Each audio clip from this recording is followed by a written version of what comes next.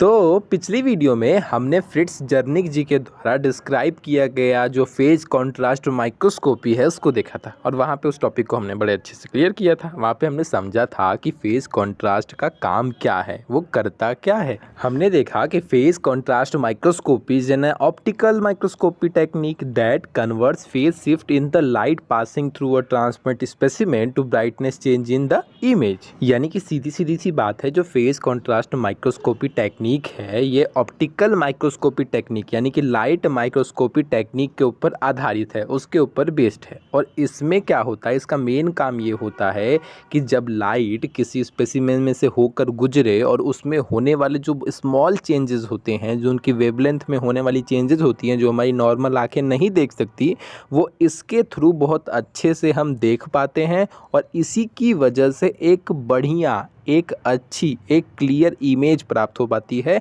जिसका हम स्टडी करते हैं। मतलब कि ये क्या करता है, ये लाइट में होने वाले बहुत मिनिमम, बहुत छोटे से छोटे जो चेंजेस होते हैं, जो एम्पलीट्यूड में, जो उसके वेवलेंथ में चेंजेस होते हैं, जो हमारी नॉर्मल आंखें कैरी नहीं करती है, हमें देख नहीं पाती है, उस चेंजेस को भी ये कैच कर पाते हैं और एक अच्छी इमेज देते हैं। ठीक है, अब बात करते हैं थोड़े इसके वर्किंग प्रिंसिपल की कि किस तरीके से ये माइक्रोस्कोपी वर्क करती है। तो ये रहा सामने आपका फिगर, अब इसे आराम से देखते जाइए। कोई नई चीज़ नहीं है, कुछ चीज़ें नई हैं जैसे कि फेज प्लेट, बाकी वही सब है जो पिछली आप माइक्रोस्कोपी में देख चुके हैं, तो कुछ बदल नहीं रहा है। सबसे पहले आपका लाइट सोर्स होता है, वो आपको पता ही है, तो ये रहा लाइट सोर्स। उसके बाद है आपका एनुलर डायफ्राम, जहाँ से लाइट आपकी पास करती है। जो ब्लैक वाला पार्ट है वो लाइट को पास करने नहीं देता है, और जो वाइट वाला पार्ट है वो लाइट को पास करने देता है। ब्लैक वाला पार्ट लाइट को वहीं रोक देता है। तो फिर ये लाइट सोर्स से निकल कर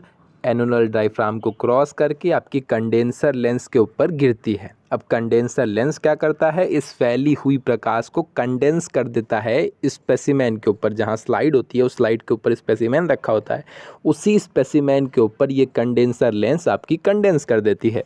चलिए, अब आपकी बात भैया स्पेसिमेन तक पहुंच गई है। अब स्पेसिमेन का काम है, तो जब ये लाइट आपकी कंडेंसर लेंस के द्वारा कंडेंस करके जब स्पेसिमेन तक पहुंच जाती है, तो जो लाइट, देखिए ध्यान समझिएगा, स्पेसिमेन का मतलब है कि स्लाइड के ऊपर स्पेसिमेन रखा जाता है, कोई चीज़ रखी जाती है, फिर उसको हम वहाँ पे रख के चेक करते हैं। तो वो पूरी स्लाइड भर नहीं फैली रहती है। जो स्पेसिमेन रखते हैं वो स्लाइड के किसी छोटे से भाग में ही उस चीज़ को हम रख के चेक करते हैं। तो बहुत सारा स्लाइड का साइड पर जो पार्ट होता है वो खाली भी रहता है, यही समझाना चाह रहा। अब बात समझिए, तो जब ये लाइट उसके ऊपर गिरती है, तो जो लाइट स्पेसिमेन से होकर जाती है, उस ऑब्जेक्ट या जो भी सेल रखा है या जो टिश्यू रखा है, उस टिश्यू, सेल या स्पेसिमेन से होकर जाती है, तब वो वाली लाइट रिटार्डेड लाइट कहलाती है।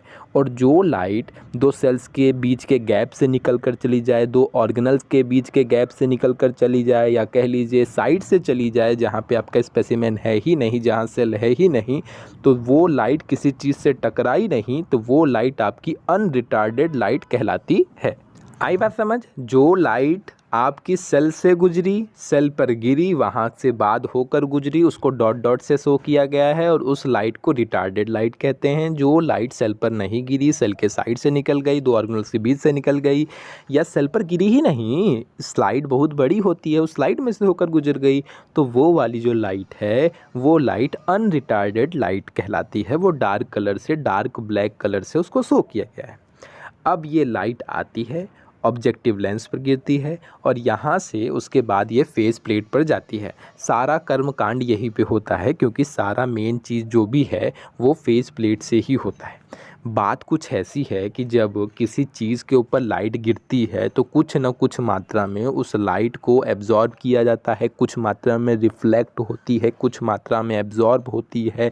ठीक है, तो इसकी वजह से उस लाइट के एम्पलीट्यूड में या उस लाइट के वेवलेंथ में, एम्पलीट्यूड यानी कि आयाम, वेवलेंथ यानी कि तरंगदैर्घ्य, तो या तो उसके एम्पलीट्यूड में चेंजेस देखने को मिलते हैं, उसके आयाम में चेंजेस देखने को मिलते हैं, उसके ब्राइटनेस में चेंजेस देखने को मिलते हैं।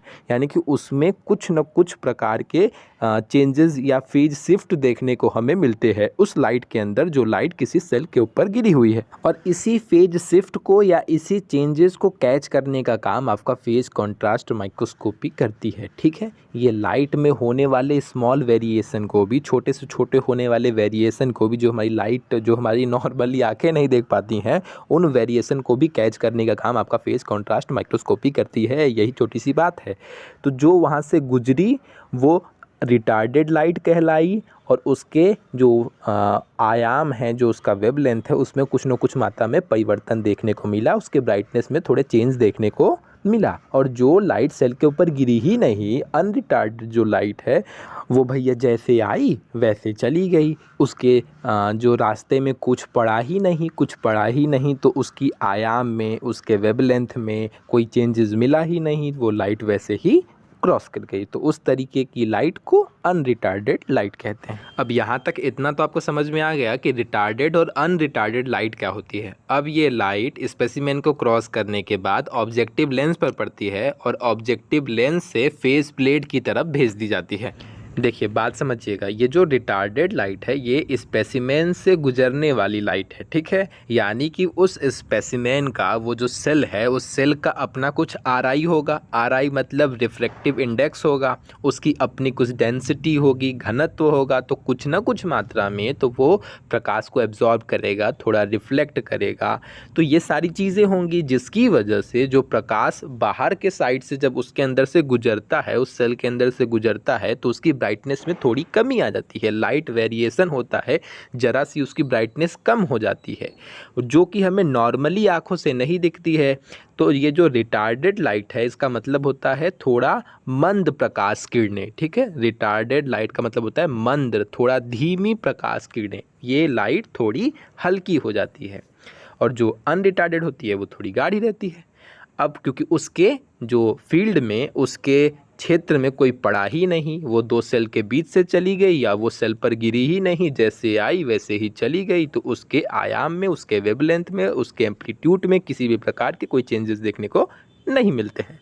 और ये सब चीज़ें हमारी आंखें कैच नहीं कर पाती है। हमारी आंखें लाइट की डेंसिटी कैच करती है, यहाँ पे लाइट ज़्यादा है, यहाँ पे लाइट कम है। लाइट में हुए माइन्यूट चेंज को देखने के लिए हमारी आंखें इतनी कैपेबल नहीं हैं। तो यही बात है, ये कैपेबल बनती है किसकी वजह से? फेज कॉन्ट्रास्ट माइक्रोस्कोपी की वजह से। चलिए, अब ये लाइट आई, ऑब्जेक्टिव लेंस के थ्रू फेज प्लेट की तरफ डाल दी गई। अब यहाँ पे ज़रा सा काम होगा। उससे पहले आप ये समझिए कि लाइट पहले किस फॉर्म में चलती है। तो आपको पता होगा, लाइट तरंगदैर्घ्य के फॉर्म में, तरंग के फॉर्म में, वेवलेंथ के फॉर्म में चलती है।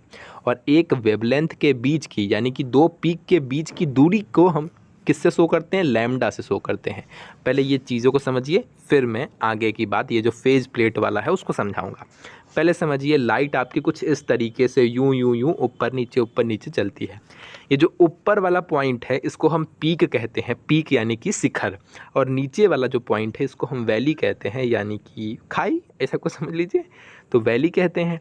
पीक और वैली, ये इस तरीके से लाइट चलती है। और इसके इस एक टर्न के बीच की ये जो दूरी है, या दो पीक के बीच की जो दूरी है, वो लैम्डा होती है। ठीक है, अब इसकी आधी दूरी λ/2 होगी, और इस आधी की भी आधी दूरी λ/4 होगी। यही कॉन्सेप्ट आपको समझना है, कोई बड़ी बात नहीं है। दो पीक के बीच की दूरी लैम्डा, उसकी आधी दूरी λ/2, आधी की भी आधी λ/4 हो जाती है। प्यारे से फिगर में मैंने ये समझा दिया। चलिए, अब आगे समझिए। ये तो मैंने आपके दो पीक के बीच का क्या हालचाल है, वेवलेंथ इस फॉर्म में चलती है, यानी कि लाइट वेवलेंथ के फॉर्म में चलती है, ये बताया। अब जरा आपको समझाते हैं कि मान लीजिए ये आपका स्लाइड है, और इस स्लाइड के ऊपर आपका ये जो बीच में सेल रखा हुआ है। ठीक है, मान लीजिए, बिल्कुल मान लीजिए, मान लिया हमने यहाँ सेल रखा है। सेल का कोई पार्ट है, तो मान लीजिए सेल ऑर्गेनल है, तो मान लीजिए वही है। मान लीजिए आपका न्यूक्लियस है, मान लीजिए आपका सेंट्रोसोम है, मान लीजिए आपका माइटोकॉन्ड्रिया है, कोई भी हो सकता है, जो मन में है सेल के कोई भी ऑर्गेनल आप ले सकते हैं। मान लीजिए यहाँ पे कुछ है। अब जब ये लाइट, चटकीली लाइट, थोड़ी तेज लाइट, भड़कीली लाइट, जो भी कह लीजिए, वो लाइट किस फॉर्म में आएगी? तरंगदैर्घ्य के फॉर्म में, वेवलेंथ के फॉर्म में आएगी। चलिए, इसको वेवलेंथ के फॉर्म में लाते हैं।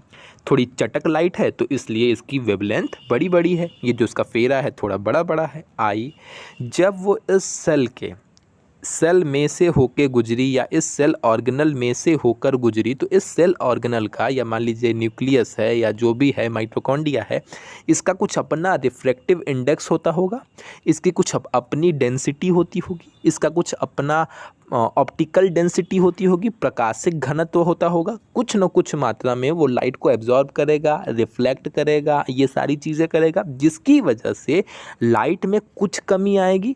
उस साइड से जितनी चटक लाइट इंटर कर रही है उतनी ही बाहर नहीं जाएगी, कुछ न कुछ मात्रा में एब्जॉर्ब, रिफ्लेक्ट, ये सब चीज़ें हो जाने की वजह से लाइट थोड़ी स्लो हो जाएगी। इसी वजह से जो वेवलेंथ बड़ी बड़ी थी, अब वो वेवलेंथ थोड़ी छोटी हो जाएगी। बात समझ में आ गई? क्यों हुआ ऐसा? क्योंकि कुछ मात्रा में लाइट में कमी हुई, तो उसके वेवलेंथ में इस तरीके से कमी को हम शो करेंगे। ठीक, दूसरी लाइट आई जो कि सेल पे गिरी ही नहीं, सेल के साइड से चली गई, सेल के बाहर से चली गई, स्लाइड में से चली गई, तो वहाँ पे भाई कुछ मिला ही नहीं, कोई सेल ऑर्गेनल पड़ा ही नहीं, तो किसी भी प्रकार का ऑप्टिकल डेंसिटी मिली ही नहीं, तो उसके अंदर कोई चेंजेस आए ही नहीं। जिस तरीके से जिस वेवलेंथ के फॉर्म में लाइट आई, उसी वेवलेंथ के फॉर्म में लाइट चली गई। तो जो सेल के ऊपर नहीं गिरती है वो अनरिटार्डेड लाइट कहलाती है, जो सेल के ऊपर गिरती है वो रिटार्डेड लाइट कहलाती है। रिटार्डेड लाइट यानी कि थोड़ा मंद हो जाती है, थोड़ा स्लो हो जाती है, धीमी हो जाती है। उम्मीद करता हूँ ये पूरा कॉन्सेप्ट समझ में आ गया होगा।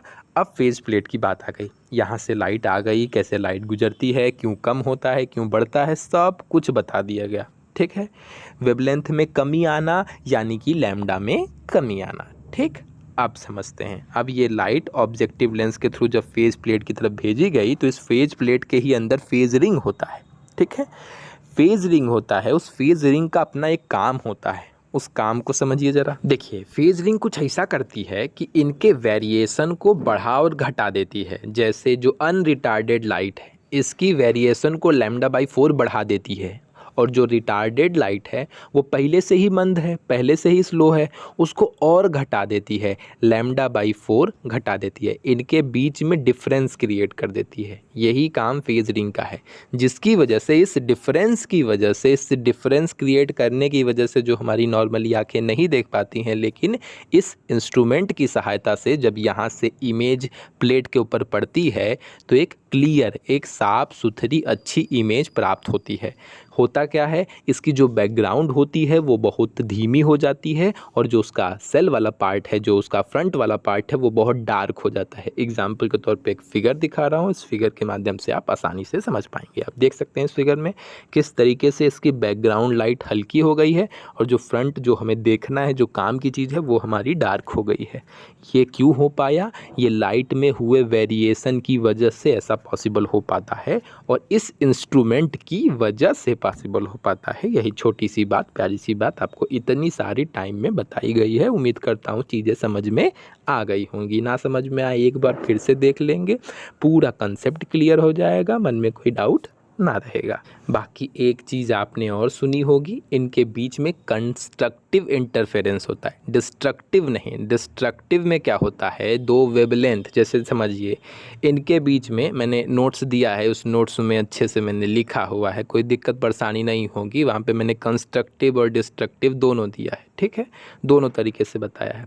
बाकी आप समझिए इनके बीच में क्या होता है, कंस्ट्रक्टिव इंटरफेरेंस होता है, इसी वजह से हमें क्लियर इमेज इसकी प्राप्त होती है, सेल की एक प्यारी सी इमेज प्राप्त होती है।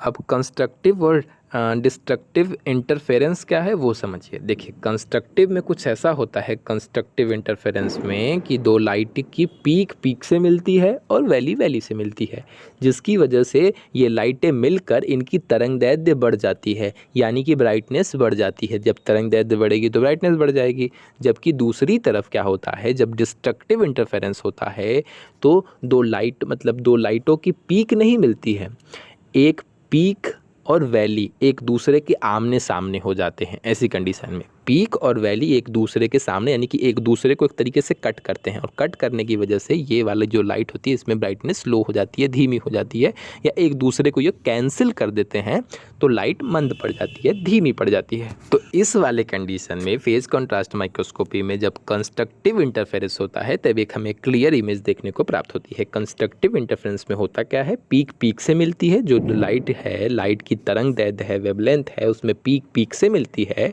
और वैली वैली से मिलती है। इस तरीके से वो आपस में कंबाइन हो जाती हैं, जुड़ जाती हैं, और जुड़ने के बाद एक चटक लाइट, थोड़ी डार्क लाइट प्रोड्यूस करती हैं, जबकि उसमें इसका उल्टा होता है। बात समझ में आ गई होगी, उम्मीद करता हूँ चीज़ें समझ में आ गई होंगी।